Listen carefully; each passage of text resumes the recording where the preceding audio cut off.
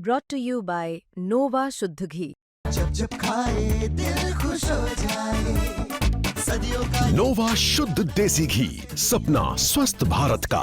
I love घी।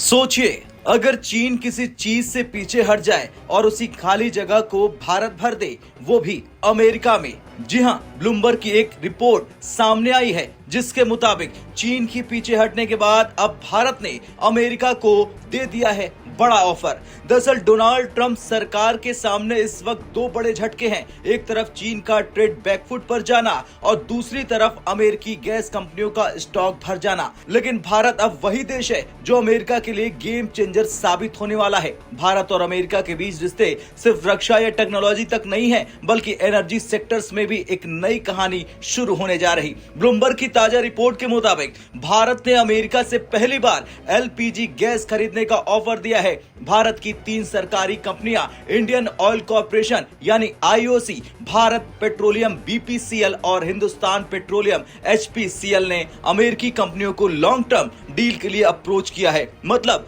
अब सिर्फ 1-2 shipment नहीं, बल्कि 5 से 10 साल का लंबा कॉन्ट्रैक्ट साइन करने की तैयारी है, जो 2026 से डिलीवरी शुरू करेगा। चलिए अब समझते हैं पूरी पिक्चर विस्तार से। दरअसल चीन अब तक अमेरिका से सोयाबीन और एलपीजी गैस का बड़ा खरीदार था, लेकिन जब से चीन अमेरिका ट्रेड वॉर और टैरिफ टकराव शुरू हुए, चीन ने दोनों प्रोडक्ट की खरीद ही बंद कर दी। अब वो मिडिल ईस्ट से गैस खरीदना शुरू कर चुका है। इसका नतीजा अमेरिकी गैस कंपनियों के पास भंडारण भरा पड़ा है, लेकिन खरीदार ही नहीं मिल रहे। वहीं दूसरी तरफ भारत एक ऐसा देश है जो हर साल अपनी एलपीजी जरूरतों का 60% से ज्यादा इंपोर्ट करता है। अब सोचिए, एक तरफ अमेरिका के पास गैस है लेकिन ग्राहक नहीं, दूसरी तरफ भारत के पास डिमांड है लेकिन सप्लायर महंगे। तो ये सौदा दोनों देशों के लिए विन विन सिचुएशन बन सकता है। अभी भारत की एलपीजी सप्लाई मिडिल ईस्ट की मुस्लिम कंट्रीज पर निर्भर है। सऊदी अरब, कतर, यूएई और कुवैत पर भारत की करीब 90 से 95% एलपीजी इन्हीं 4 देशों से आती है। और हाँ, इन सभी के साथ लॉन्ग टर्म कॉन्ट्रैक्ट्स पहले से ही साइन है।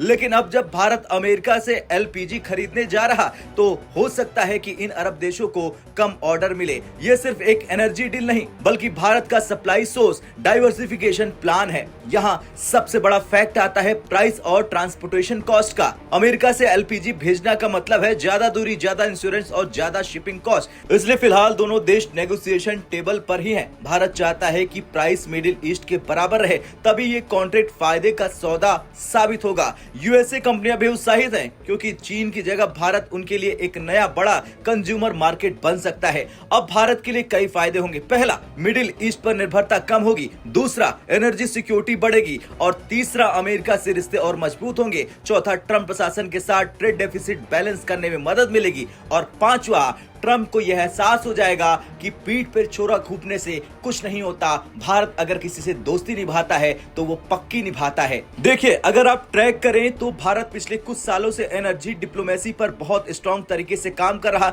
रूस से सस्ता ऑयल लेना, यूएई और सऊदी से लॉन्ग टर्म डील साइन करना और अब अमेरिका को एलपीजी का ऑफर देना, ये दिखा रहा है कि भारत अब खरीदार नहीं, प्लेयर बन चुका है। और ये कदम सिर्फ एनर्जी सिक्योरिटी नहीं, बल्कि स्ट्रेटेजिक बैलेंसिंग का हिस्सा है। भारत अब अमेरिका को सिर्फ टेक सेक्टर में नहीं, बल्कि एनर्जी सेक्टर में भी पार्टनर बना रहा है।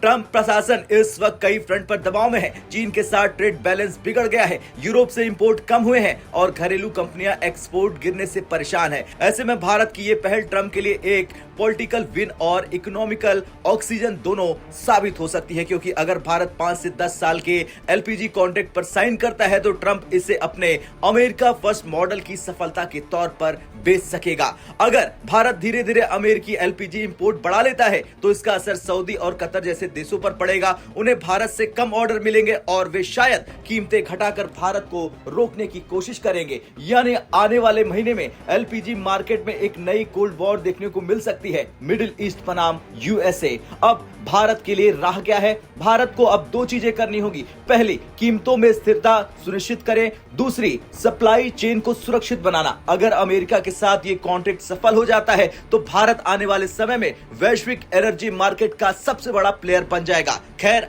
कुछ भी हो, लेकिन अब मैं आपसे सवाल करता हूं, क्या ये डील अमेरिका को बचा पाएगी या भारत को एक नए दौर में ले जाएगी? और क्या भारत को ये डील करनी चाहिए अमेरिका से? हाँ या ना में कमेंट कर जरूर बताएं।